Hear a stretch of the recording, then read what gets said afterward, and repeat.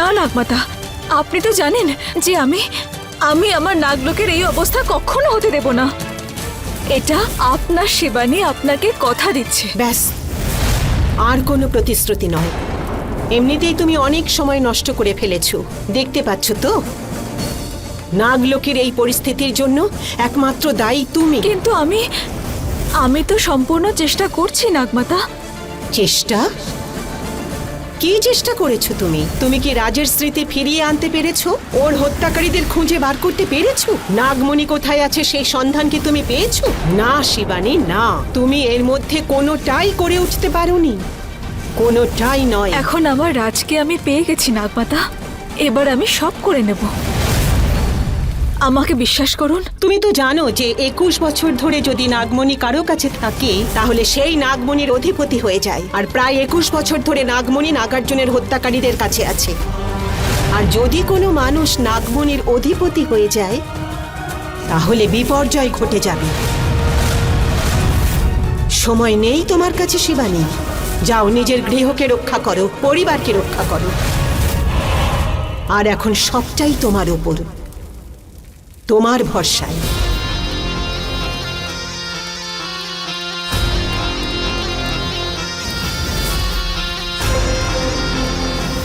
আমি আমার বাড়িকে কিচ্ছু হতে দেব না।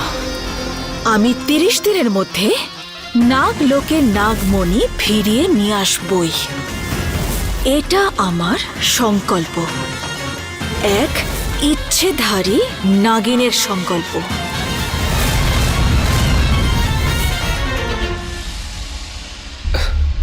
সন্ধ্যা থেকে 5 বার ফোন করেছি এই নন্দিনীকে, আর প্রতিবার এই প্রিয়াই ফোন তুলছে।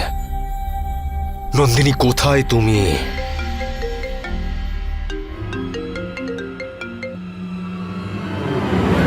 Hello Rohit sir, Nandini ma'am এখনো বাড়ি ফিরে আসেননি। উনি এলে আমি কথা বলাচ্ছি, আই প্রমিস। অত কিছু আমি শুনতে চাই না, কিন্তু নন্দিনী এখন কোথায় রয়েছে? স্যার আমরা খোঁজ নিচ্ছি, কিছু জানতে পারলেই আপনাকে খবর দিয়ে দেব, ঠিক আছে? Damn it! কোথায় আছো তুমি নন্দিনী? প্রিয় ভাগ্নে,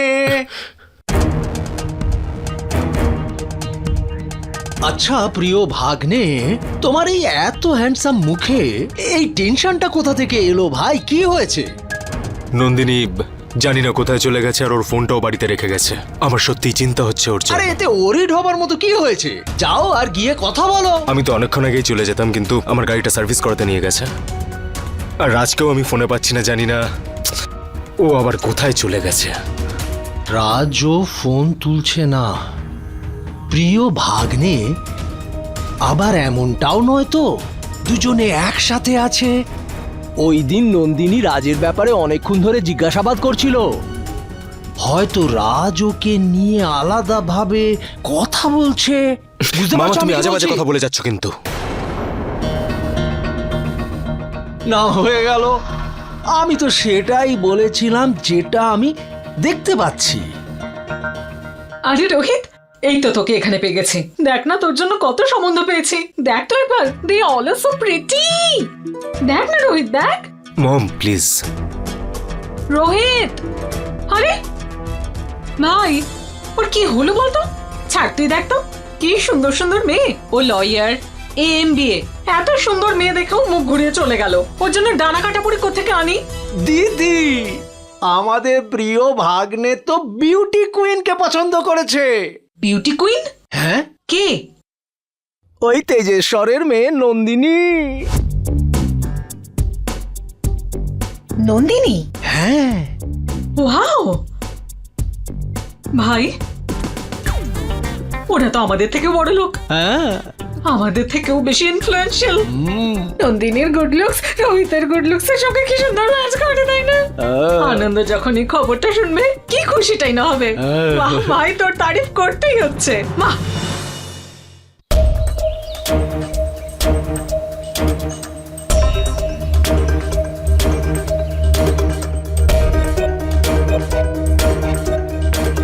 কোনো রহস্যময় নাগমণি আছে যার সাথে তোমার গভীর সম্পর্ক রয়েছে।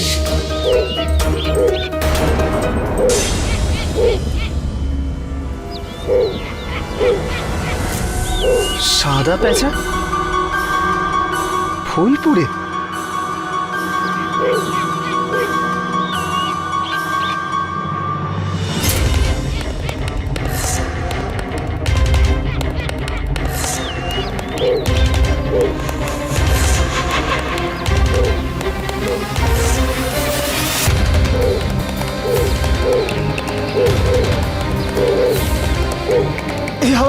এই আওয়াজ আমাকে পাগল করে দিচ্ছে।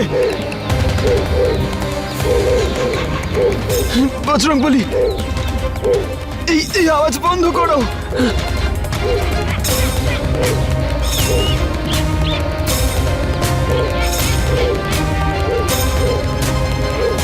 এই আওয়াজ বন্ধ করো, আমি পাগল হয়ে যাব।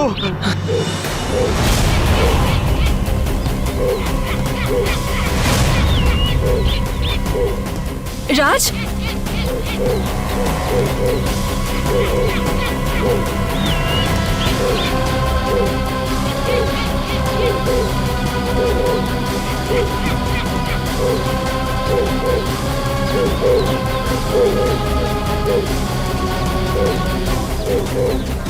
এই পেঁচার আওয়াজে তো আমারও কষ্ট হচ্ছে। মনে হয় খুব শক্তিশালী কেউ একে এখানে পাঠিয়েছে। হে বজরংবলী,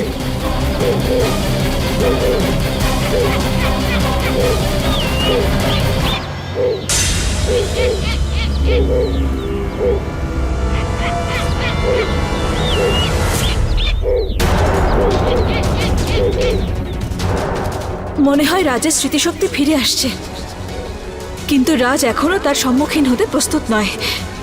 মনে হচ্ছে আমাকেই কিছু করতে হবে।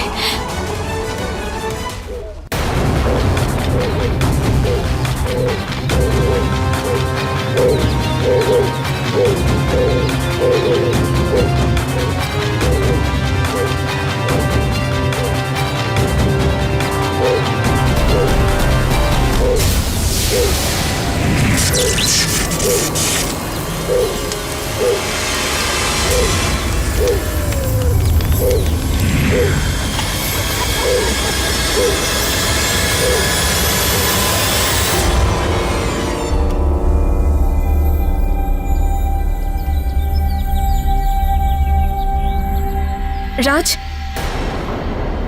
তুমি ঠিক আছো তো?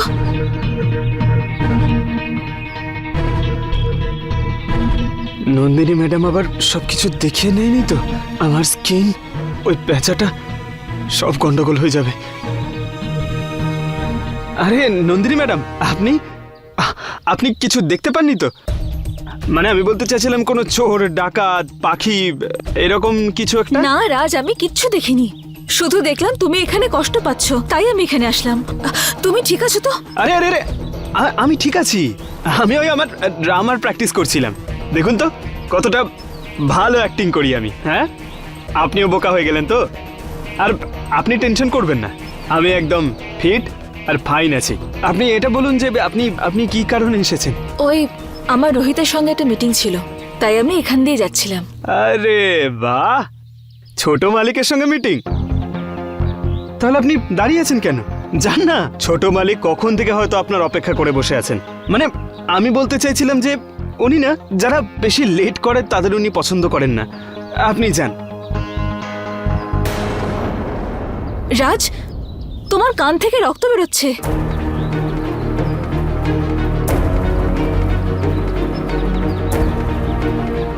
আরে কিচ্ছু না, আমি ওই ড্রামার প্র্যাকটিস করছিলাম তো, তাই আঁচড়ে লেগে গেছে হয়তো। আমি এক্ষুনি আসছি। আমি জানি রাজ যে তুমি আমাকে মিথ্যে বলছো। তুমি তোমার স্মৃতি আর শক্তি দুটোই ফিরে পাচ্ছ। আর এই প্রক্রিয়া তোমার জন্য সহজ হবে না। যখনই প্রকৃতি তোমাকে তোমার শক্তি ফিরিয়ে দেওয়ার চেষ্টা করবে, তখনই তোমাকে এরকমই কোনো কষ্টের সম্মুখীন হতে হবে। আর আমি চাইলেও তোমার কোনো সাহায্য করতে পারবো না।